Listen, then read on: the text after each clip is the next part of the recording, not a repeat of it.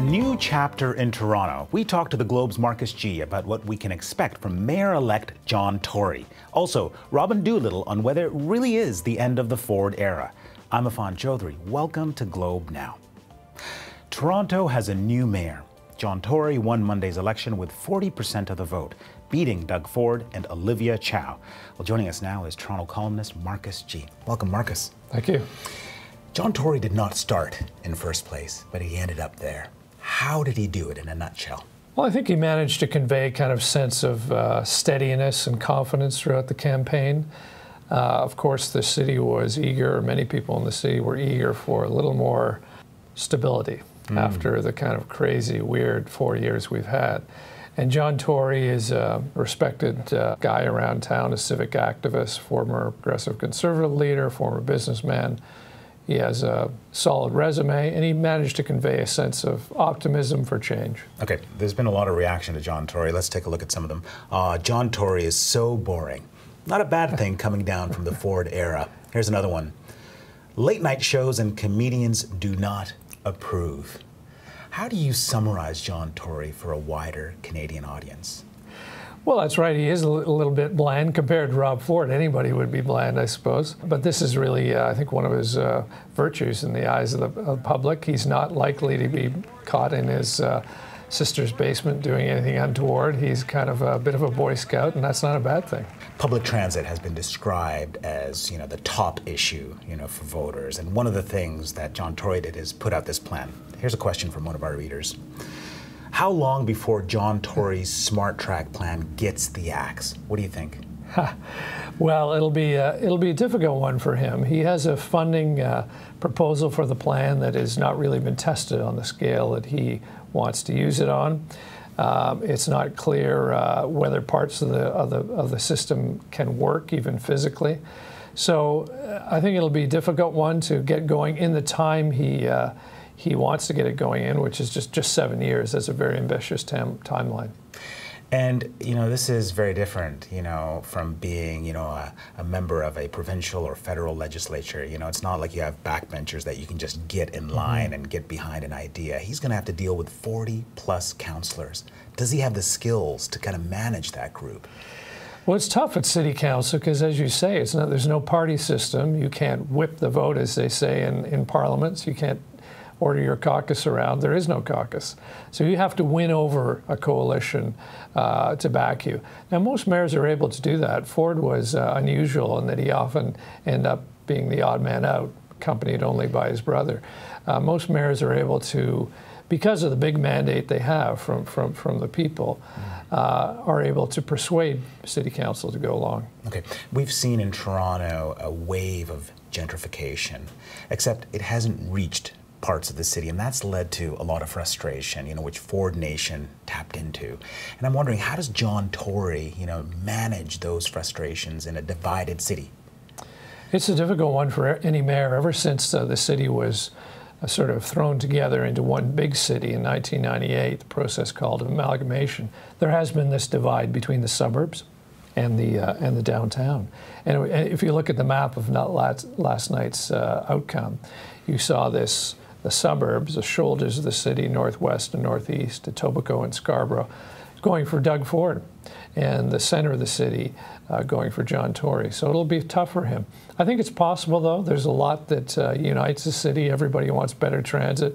Everybody's frustrated about the roads. Everybody wants a more efficient city hall. So there is common ground there. We've spoken so many times, in this studio, and I'm wondering, will Toronto City Hall ever be as interesting as it's been? Well, people keep telling me I'm going to have to hang them up and write about something else because my prime subject, Rob Ford, has shuffled off. But, there's lots of interesting things happening in the city, lots of challenges, and it's still a fascinating beat. Okay, Marcus, thank you so much. Well, we want to hear from you. What is your hope for the John Tory era? Tweet us at Globe Now. So, will there be a Ford at Toronto City Hall? Well, not in the mayor's office. Doug Ford lost to John Tory. But Rob Ford? Well, he'll have a council seat. Joining us now is the Globe's investigative reporter, Robyn Doolittle, and author of Crazy Town, the Rob Ford story. Hi, morning. Let's look at the question that is on everyone's mind by a reader. If Rob Ford beats cancer, does he run for mayor in 2018?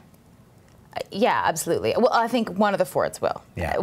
I mean, I think that is the real question: is it going to be Doug or is it going to be Rob? But Rob Ford absolutely suggested that he plans on running again in 2018, and he's going to be the leader of the opposition, or at least the leader of Ford Nation at City Hall during the Tory era. I mean, you've reported on the Ford family extensively. I mean, what is the likelihood of some sort of disagreement, a feud among the brothers about who should run in 2018? The relationship between the Ford brothers is one of the most fascinating facets of this story for me. When I was looking at doing my book and kind of researching how this all went down, it really was Doug Jr., so Doug Ford, the councillor Doug Ford, who got into politics first. He's the one that was really pushing his dad to run provincially. He was involved in campaigns from the 90s, but he was the one that kind of got saddled with running the business as his dad pursued politics while baby brother Rob got into municipal politics. So Doug Ford has had the politics bug for a very long time. I think he enjoyed running for mayor. I think you can see that in the campaign. And it would be very interesting to be a fly on the wall during those discussions. Interesting. Let's take a look at another question. Does Rob Ford end up with more power as a councillor than what he holds now as mayor after being stripped of them all? Symbolically, I think yes, as a councillor, because he was given a new mandate from the voters in Ward 2. He's a legitimate member of council. The powers that were stripped of him were what we call non-statutory powers. So special powers that council had given him. He was still the mayor. He was still the de facto CEO of the City of Toronto. He still does, to this day, have quite a bit of power. The issue is that in a weak mayor system, where you're only one vote on council, the biggest weapon you have to wield, for lack of a better word, to get people on side is your powers of persuasion.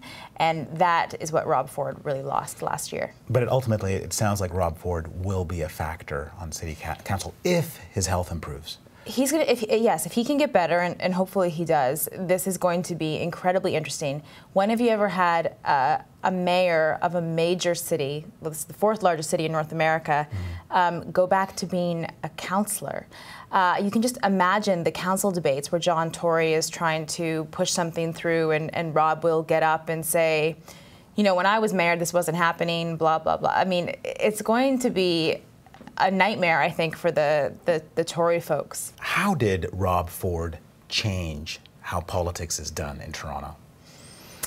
Yeah, especially in times like this, you really think about the legacy question. What is the lasting imprint here? And I think there are a couple things. Ever since amalgamation, this is not new, there has been a divide between the old City of Toronto and the former suburbs. And that makes sense. You know, someone living in the suburbs isn't going to care so much about bike lanes and condos because that's not their interaction with the city. They might care more about whether the leaves are getting picked up at the end of the road.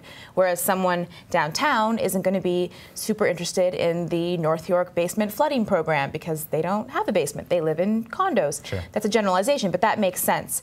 That tension's always been there. The Fords laid out a blueprint, though, for how to really exploit that.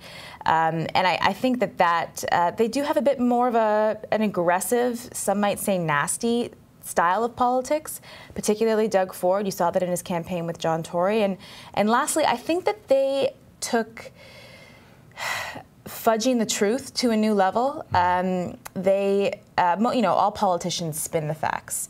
But the Fords really just embrace the idea of they will say the same thing over and over again, regardless of whether it's true. And eventually it becomes true because they say it so many times. What happens to Ford Nation? Ford Nation is alive and well. That is, I think, the big shocker from last night. Every poll for the last something like 24 polls has shown John Tory would win.